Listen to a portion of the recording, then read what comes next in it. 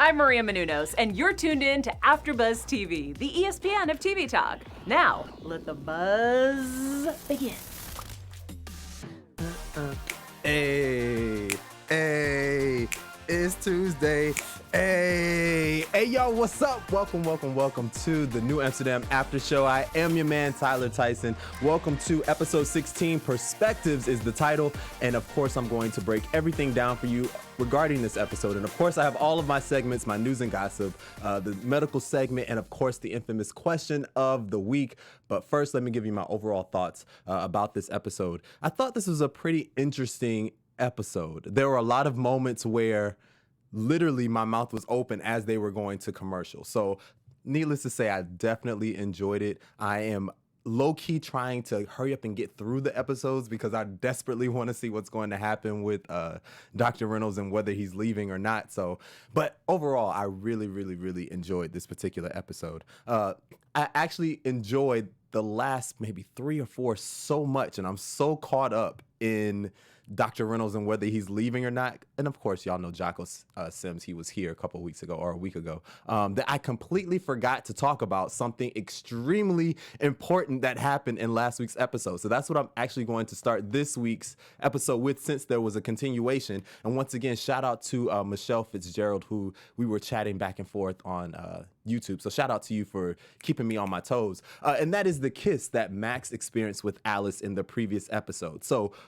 earlier in this episode, we saw kind of the continuation of that. We saw that they had, Max had verbalized that he spent the night with her. Obviously, they didn't have sex. We also, they made that clear that there was no sex involved, but they did at least cuddle, and we know about the kiss from last week. So that was just a beautiful moment. And you guys know I'm always rooting for Max, and especially his love life, because that's something that I have yet to experience, obviously, and it's something I don't want to experience really. But I understand that when someone leaves this realm that we're in, you kind of have to go on with your life, and you expect people to find love after love. So I just love seeing examples of that. Even if Alice isn't the actual one, I just really enjoy seeing their romance bud and seeing the direction that it goes.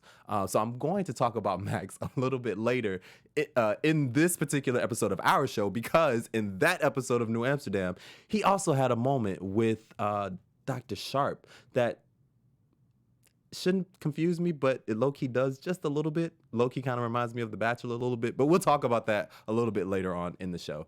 But before we get into the next topic, I do want to thank you guys for tuning in and commenting below and keeping us on our toes to help make us the ESPN of TV talk. Of course, if you are watching on YouTube right now, please hit that subscribe button, and you can participate in the conversation both during the show and after by leaving a comment. Somebody here or myself will always get back to you. And also, if you're listening on any of our streaming platforms, whether that's Spotify or Pandora, whoever, please also rate us with the 5 stars if you like what you're listening to. And if you don't, okay, give us 4 stars. We'll take that too. But please give us the 5 stars and continue to make us the ESPN of TV talk.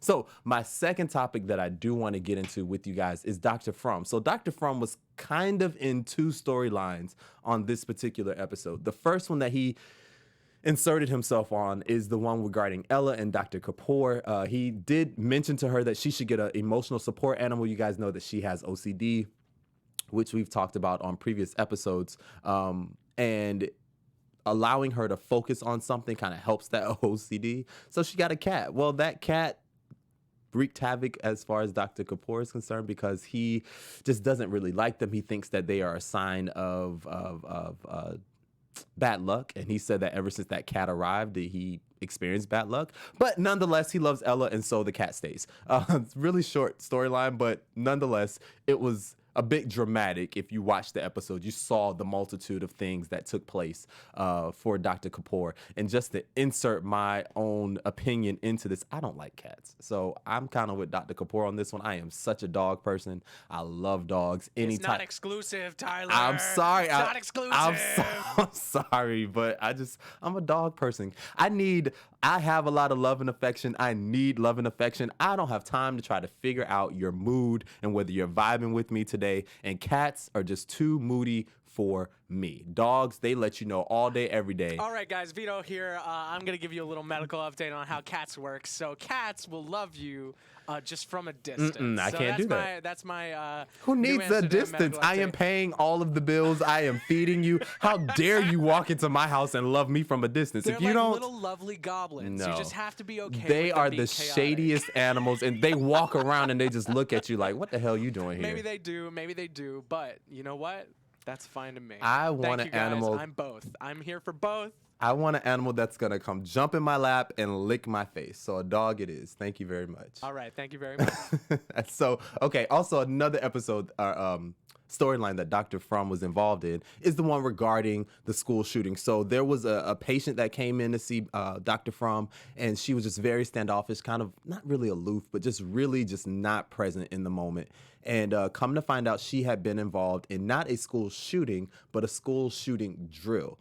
And it basically left her with PTSD because it was so traumatic, and she never talked about it. She didn't even talk to her parents about it. They had no idea that such a drill even existed and had taken place. So it was just this whole big moment of Dr. Fromm having this moment with the students at the school and the principal, and just really trying to figure out, okay, what is the best way to attack this situation? Because you want kids and staff and everyone to be prepared for this horrific situation that's more likely than not to happen, but you also don't want to terrify people and have people living in a panic. So it's really like walking a very fine line. And I started to make this my question of the week, but I thought it might just be a little too, I don't know. I felt like it might just be a little too passionate. I really didn't want that stressful of a question of the week. So that's kind of why I left this one alone. I'm sure at some point on this show, I will revisit that topic a little bit later. I just didn't really feel like it today. So my question of the week is a little bit lighter than what it would have been regarding the guns issue. But either way, that was what was going on with Dr. Fromm. And yeah, so moving on. So another thing that really, really, really excited me, I think I told you, I am just not a fan of Dr. Castro.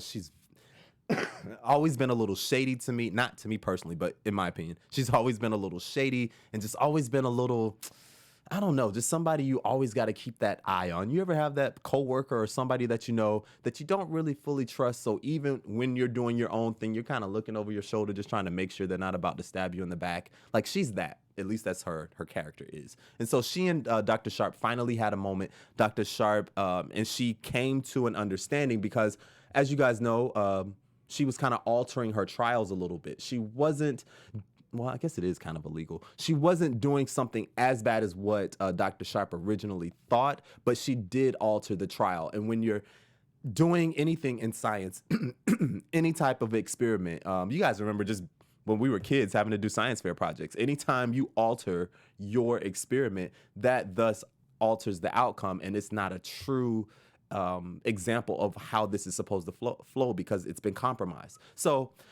either way, Dr. Sharp and Castro kind of came to an understanding. Dr. Castro resigned, and Dr. Sharp walked her out the door. So after that, though, and this is what I said I was going to come back to, Dr. Sharp and Max had a moment in his office, well, it doesn't matter. The location doesn't matter. They had a moment. And at one point, you thought he was about to kiss her. And he was, fidgeting with his ring. She pulled back and then just kind of exited. And then at the end of the episode, we saw him link up with Alice again. And that's why I said I kind of felt like I was watching The Bachelor, which I still low-key just kind of got into the show. I don't know and how I got into The Bachelor. It was not intentional. Hey guys, shout out to the Bachelor after show that I actually produced tonight for the finale. I we had 1,000 do not viewers. say a word. I can tell you. Well, hold on. Peter's on it. What you mean he's on it? He Skyped in? No, he's not on the after show. Oh. No. Oh, God.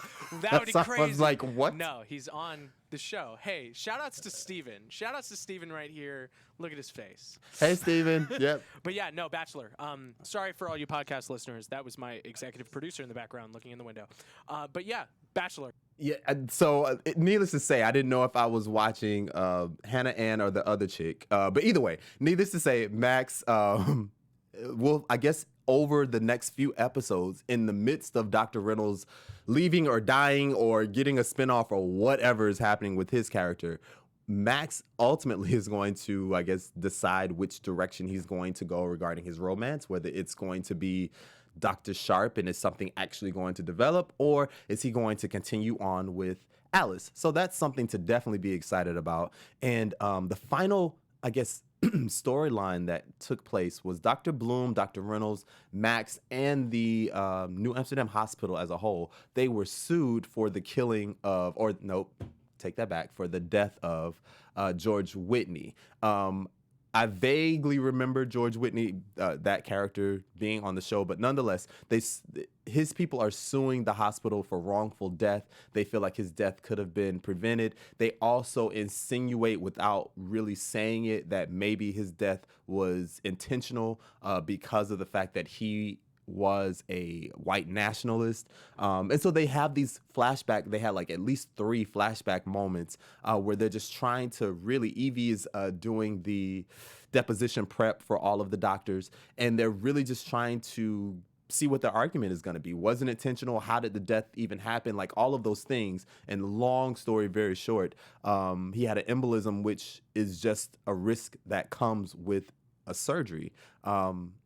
And that's the bottom line. Nobody did anything wrong.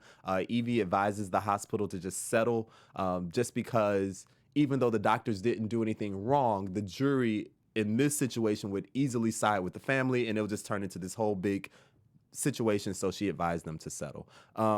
She also gives Reynolds an ultimatum, not an ultimatum, but kind of lets it be known, if you ever lie to me or don't tell me the truth about something, you're going to have hell to pay. So I just cannot wait to see how the next few episodes play out, whether he's leaving, whether he's staying. As I mentioned before, as we transition into our news and gossip, by the way, I mentioned to you before that he did give me an answer, he being Jocko Sims, the guy that plays Dr. Floyd Reynolds. When I interviewed him, I asked him at least 4 times, are you leaving the show? Is your character getting a spinoff? Do you know what's going to happen to your character? I asked him that, all of those questions, and he answered. So you have to go look at the interview. It's on YouTube. Go search for it. Okay, so let's get into our news and gossip. AfterBuzz TV News. So, starting things off, you guys know that, well, actually, you don't know. This is a video from the New Amsterdam, NBC's New Amsterdam page on Instagram. And there apparently is a question and answer that they do weekly. So I wanted to play this because this is my first time seeing it, and I wanted you guys to see it. So check it out. Hey guys, it's your girl Marga Bingham, aka Evie.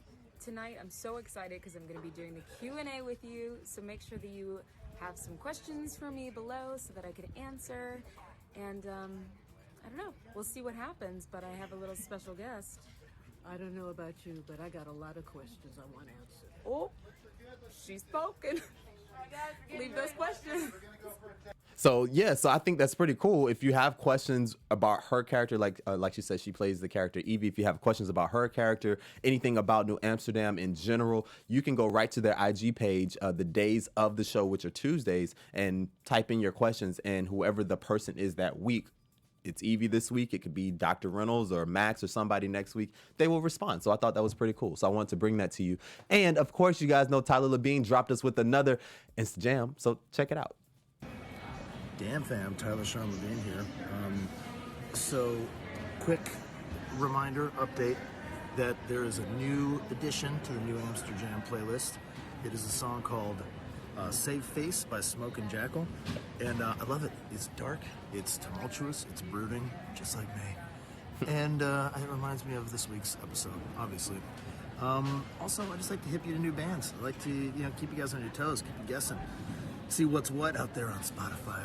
So anyway, I hope you guys have a good night. I hope you enjoyed tonight's episode. It's directed by Craig Zisk and written by Shireen Razik, who is one of our favorite writers over here at New Amsterdam. So I hope you guys enjoy. Much love, as per usual, my damn fam. Love you. So of course I did listen to this Amsterdam, and I like it. It's called Save Face. It's by Smoke and Jackal. I can't relate it to anybody right offhand. Like I can't reach back in my brain and be like, oh, it reminds me of this band or it reminds me of that. It doesn't. But the feeling that I get when I listen to it reminds me of all of the alternative music that I listened to when I was in high school. It just really puts me back in that headspace. So it's pretty cool. So check it out. Once again, it's called Save Face. Save, Face by Smoke and Jackal. So that's all I got for you from my news and gossip. So that means it's time to get into my infamous question of the week. So, I told you I kind of wanted to keep it light, but still keep it related to the show in some kind of way. So here we go.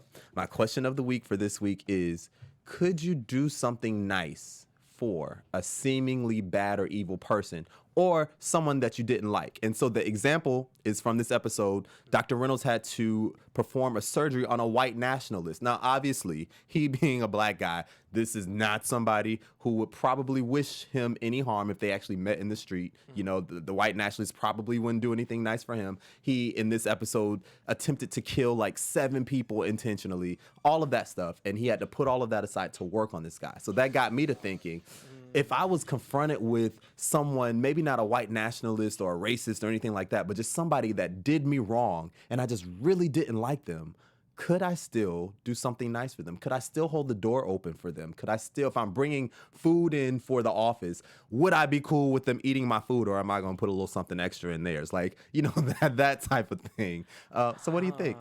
I mean, like a lot of my answers, I think it's a very case-by-case scenario. I think I personally, if it was somebody that called me like an idiot, I would be like, yeah, sure, whatever, I don't care, like water off the back kind of thing. But if it's a white nationalist, if it's like a not, or maybe it's somebody like a convicted killer that's now OJ, somebody that's now out, and now you're face to face with this person, and their past, but you have to do something nice for them. Like, could you? I mean, I guess it depends, because it's like, I think this introduced a very interesting moral quandary that has been brought up in a lot of stories before when it comes to the doctor having to save somebody who obviously would not save him. And I've seen 2 sides of the story. I've seen the story where the doctor accidentally causes the death of their patient. Like, there's this famous story that was online that it was a doctor who was, I think they were in their country, they were dealing with somebody who was like a mob boss, and they slipped and killed him. And he ended up fleeing from his country, and I think coming to America, and was like, look, I did that. I got away with it. Wow. I'm not in the hands of that. And it's hard to say if he's a hero or not, but it's, I mean, if... there's so much to this. It's such a moral quandary that I think probably is debated very often in philosophy classes. Now, back to my answer. I don't know. All of that stalling just to come to an to come to an I don't know. Well, I kind of know, but as to whether I'll say it, goes for another thing. So, I think. Obviously, once again, a situation I have not been in, but I think in knowing myself the way that I do, I'm going to say that I think I could. There have been plenty upon plenty upon plenty of people who have done me wrong. And I always know you've done me wrong. And I'm sure at some place in life, karma will come back to bite you in the ass. I won't have to do anything. So that I think that's kind of that's how I move in life. So another way I kind of think about it, because this kind of applies to like the death penalty conversation, although that's not this conversation. I am that guy that even if, and God forbid this ever happened, but even if you went and shot up my family, I don't want you to die. Yeah. I want you to sit and suffer and deal with the mental anguish of having to live in this horrific jail cell for the rest of your life, and knowing that every day the reason that you're here is because you killed these amazing people. So yeah. And just to add on to the point that I was making before, that if we're talking like extreme things like that, to be completely honest, like I'm not going to act as if I will always be like vindictive Yeah. and like, Get I'll 'em, do get 'em, it," get 'em. because like you can, Yeah. like in normal functioning society, unless you like stirring the pot, like sticking up for things is sometimes really good in theory, Yeah. but like really hard in practice, very and that's difficult. a constant. Like I'm sure you face the same thing. Yeah. It's like a constant of like I want to do this, I feel this a lot, but it's like at the end of the day, in my own personal moral perspectives, like doing the good thing is often at least the easier path. But it doesn't mean it's good. It doesn't Yeah. mean it's the better thing. And it's not saying that I'm just on this like Oh, yeah. extreme high road that No, yeah, I don't- because like there's a case, or there was the case of the woman who I think went into the guy's apartment. A police woman white woman went into his apartment, shot and killed him, and then the brother came and like gave her a hug or something, like in the courtroom. Yeah, Y'all remember something this? Like that. Yeah, I remember that. I'm not that big of a person, so Yeah. that's not something I would do. But I also Yeah. don't want her to die. Exactly. Like, it's Yeah. in the, like you said, it's in the middle. It's in the middle, and it also depends case by case Yeah. because like murder, like the different degrees of what crime and like what Yeah. you do, like who knows justice? Who Yeah. knows Yeah. who knows and actually who has what the right people to tell? deserve. Yeah, exactly. Yeah. But once again, to put a bow on this, Yeah. I'm also, if I don't like you, I'm not a mean person, so Yeah. I'm not gonna go out of I'm just not gonna deal with you. Yeah. I'm not gonna talk to you. I am the guy that will literally walk right by you and never speak if I don't like you. Now I speak to everybody. Yeah. So you'll know, like it's clear. Oh, he doesn't like me because Yeah. I won't speak. I understand that, and I'm. But that kinda to the me same is way. nice. Yeah. That's yeah, it's who better cares than, if you don't speak? That's nice. exactly. It's Yeah. like it could That's be my worse. You nice. could be starting stuff. Yeah, no, that makes sense. Yeah. That makes sense to me, and I think that's a good way about it. Well, thank you, Tyler. You're for your welcome. Question of the week. You're welcome. That's what I'm here for. Make sure you guys comment below. Let me know what you think about my question of the week. I definitely want to hear from you. I'll probably read some of your responses next week live on the air. So now let's get into my medical segment this week. And of course, I'm sure you guys probably have figured out what I'm going to talk about. You know, I try to bring something to you. And on this particular episode, I want to talk about PTSD just because, of course, they talked about it on this episode. And I don't think we ever really jumped into it. So first of all, PTSD is short for post-traumatic stress disorder. And basically, the long and short of it is when you experience a shocking or scary or dangerous event and you then feel afraid or somewhat traumatized thereafter, that's a form of PTSD. It could be anxiety filled. It can just be a level of never feeling safe. Like there's so many different signs and what it feels like to have PTSD, and they can begin as early as 3 months of the actual traumatic incident. And so it's always good, like as you see, I love to talk. So it's always good to just talk to someone. What I have, just in the little research that I have done, what everything that I've read seems to say is that if you can begin to talk about it and let somebody else kind of be there to experience what you're experiencing, it relieves some of that pressure, thus beginning the process of your being able to get over it.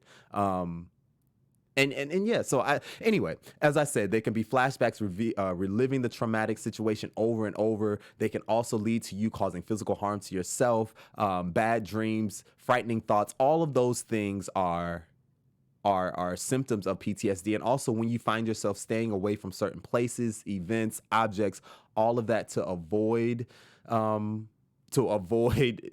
thinking that this thing is going to happen again, those are all signs of PTSD. So all I say is if you find yourself experiencing anything like that, or even if you feel like, maybe just start talking, you just need to get some wine, get a friend, and just talk. I promise that will then at least begin the process of leading you to the right direction. Even if that leads you to therapy, even if that leads you to some type of help beyond just a friend, that friend could probably be your check and balance to kind of let you know, hey, you know what? Maybe you should go talk to a counselor. Maybe I'll go with you. Like all of those things. So the whole point is, if you're experiencing something, say something. Absolutely. Don't hold anything in. Also, I just want to note, like a lot of the times when we bring up these topics on the show, there are websites that can help people out with this. For instance, the one we have pulled up right now that you guys can all read on screen. This is from nimh.nih.gov, which is all about mental illnesses and everything and trying to find them out. They have booklets online, one for helping children and adolescents cope with disasters and other traumatic events, and then one post-traumatic stress disorder, which talks all about things that you can find out. Just stay informed, keep updated, understand yourself, and understand things that are going on around you. You are not alone in these cases, and there are lots of things that can help you. Absolutely. Thank you for that. Absolutely. And I think what I am going to do moving forward, at least until we get things under control with this corona thing, I think in every one of our medical segments, I should just do a little mini coronavirus update because I love no, and it's gonna be to dispel rumors. It's gonna be to kind of calm people down because I feel like everybody's just in this uproar, and we really shouldn't be. And I low key think people are going to have PTSD from the coronavirus scare. So. Anyway, we'll do that next week. I do want to give you my predictions for next week and then say goodbye. AfterBuzz TV predictions. So, I really don't have any predictions. I did all that build up to say I don't have any predictions. I am excited to see what happens with Dr. Reynolds. I'll tell you this. I'll give you this one for free, but please go check out this amazing interview with Jocko Sims. He did say that any one of the characters could leave the show. He did say that. So, anyway, I don't know what's going to happen. They kind of left us with a cliffhanger. We saw him jump into the elevator shaft to save a young man in next week's episode. So we'll see what actually happens with that. I am also interested to see what happens with Max and Alice, as well as Max and Dr. Sharp. So we'll see. That's all I got.